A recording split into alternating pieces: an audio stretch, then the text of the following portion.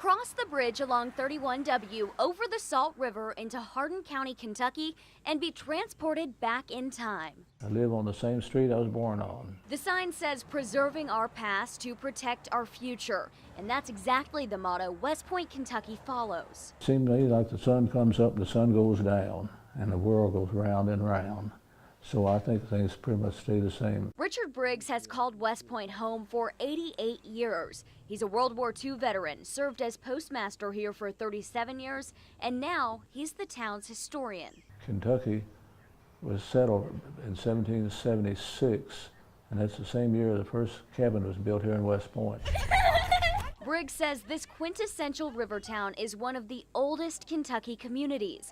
It was a stop on the Lewis and Clark expedition in 1803, and it's still home to Fort Duffield, where the view, hiking trails, and Civil War reenactments keep people coming back year after year. We do have an original cannonball found in the 1970s up at Fort Duffield. We have that here. Welcome to the Westpoint History Museum, an only 3-year-old operation documenting 200+ years of life in town.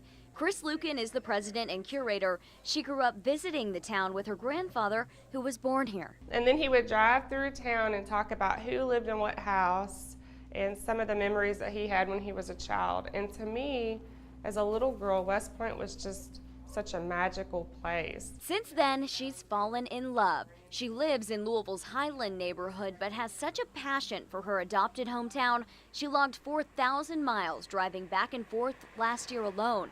She's one of the few people who gets around town by car.